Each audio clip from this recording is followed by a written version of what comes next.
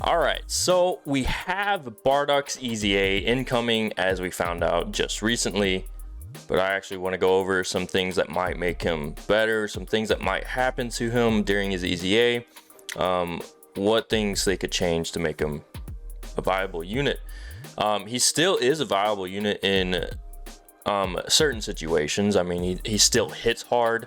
He has Seal's super attack, which is very useful in certain situations. Overall, he's not that bad of a unit as of right now, but when he gets his EZA, I want them to treat him pretty fairly, pretty good, so that he can just be worlds beyond better than what he is. And here's some, I actually want to compare him to these other LR EZAs that are similar to him. Now, this Majin Vegeta started out at, for his leader skills, started out at 90% HP attack and defense at Ki plus 3, and then when he Extreme Z awakened, he went to Ki plus 4 HP attack and defense plus 120%. Same with Gohan, and same with this STR Broly. Now, going off of that note, this is the first time that we're getting an EZA for someone that has a leader skill of Ki plus 4 HP and attack and defense plus 100% across the board for any type. So I'm interested and intrigued to see what they do with this leader skill. I mean, him being a physical type leader skill, there's not a whole lot of options here. But if we look at this Gotenks right here, he's a subcategory leader skill for a physical type, and he started out at Ki plus 3 HP and attack and defense plus 120%, and then went up to 130% and still stayed at Ki plus 3. What I could see happening here is doing Ki plus 4 HP and attack and defense plus 130%, either replacing that Gotenks or giving people more options depending on what the unit they have.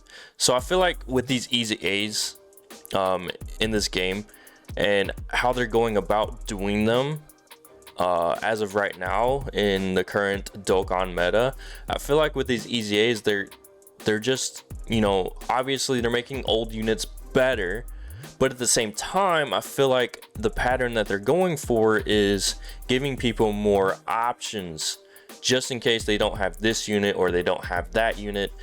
Maybe they haven't, maybe that person has an older unit, such as this Bardock or that Gotenks, or one or the other, or both. I don't know. But, it just gives people more options to run certain units in certain situations. And I feel like, that's another reason why I think EZAs are really, really, really good for this game. It makes the player base happy. It gives people more content to do. On top of that, when you get EZAs, is obviously free Dragon Stones involved when you're grinding those EZAs. So overall, EZAs are just a wonderful thing for this game. So the fact that they're starting to do, dive more into the EZAs of LRs and starting to give that more respect and more credibility, it's just a really good thing in long term for this game to give EZAs to units like this. So yeah, I could definitely see Ki plus 4 HP and attack and defense plus 130%, and then extreme physical type Ki plus 3 HP and attack and defense plus 100%, something like that. And then this guy, he's just lacking. He's lacking defense. He is. He still hits like a truck for sure, but he does have defense when you're facing 2 or more enemies, which is not bad at all. But I feel like for his super attack, he could definitely do greatly raises attack and defense for 1 turn and causes colossal damage to enemy for sure. For the regular super attack, and then the ultra do greatly raises attack and defense for 1 turn and causes mega colossal damage to enemy and Seal super attack. I feel like they could change it to that.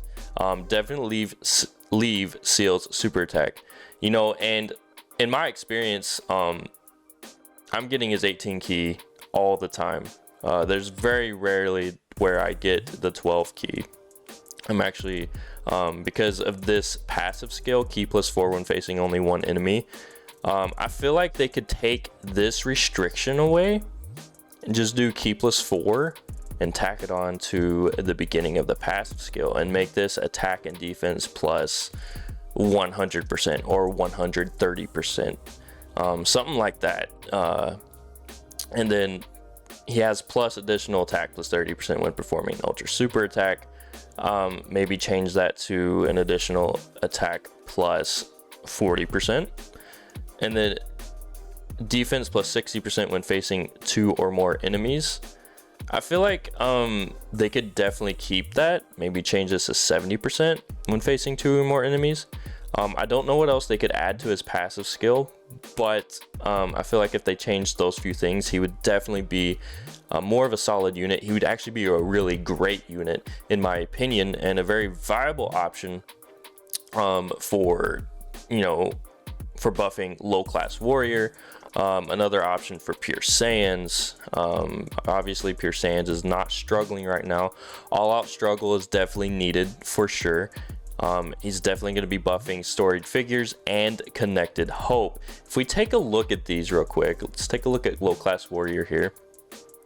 There's not very many units that you can use in low class warrior that are viable options in the harder events, which is where we're gauging at, because obviously you can take just about any unit into a Dokkan event or a story event and beat it. So when we're gauging how units are useful, it's definitely for some of the harder events, because that's where the real content is.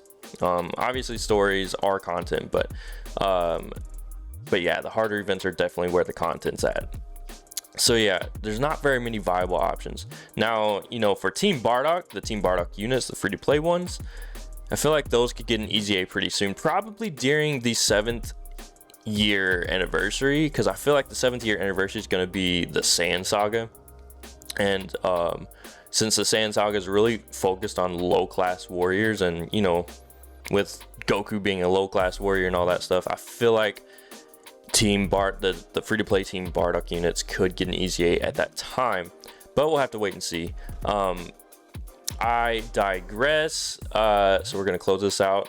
So there's not very many options for low class warrior, you know, and they could possibly maybe do, I don't know, maybe they could tack on a low class warrior leader skill. That would be kind of out there for a unit like this, but it's possible for sure. And then we also have connected hope, which is obviously another category that is kind of struggling for really good units. So this is going to be just another option to buff this category for sure. And then stored figures is very small as is right now.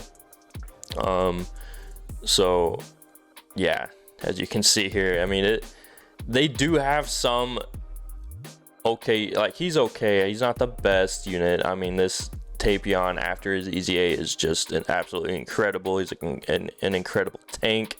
He does decent damage still too. But yeah, I mean, stored figures is definitely needing buffs as well. So those are definitely the 4 categories that he's going to be buffing. Also, obviously, Team Bardock. Team Bardock needs some buffs too. They all pretty much have, I mean, they have the giant ape cards, but the free-to-play team is the one that you'd want to use with Team Bardock. So helping that out too. And All Out Struggle, let's take a look at that real quick. All Out Struggle does need help as well. Look, this is All Out Struggle is lacking units, like insanely lacking units. But yeah, you know, he's gonna help this category out too. So this EZA is actually really good and really smart in my opinion. Very good timing, especially for the celebration. It kind of goes along with the theme with the whole Planet Namek Saga and Frieza, how Bardock during the movie actually has a vision of Goku beating Frieza or facing Frieza on Planet Namek. So those are my thoughts about this EZA for Bardock. Let me know in the comments below what you think about this EZA, if you're excited for it, if you're all for it. If you're not, let me know in the comments below as well. That's it, I'm done, I'm out.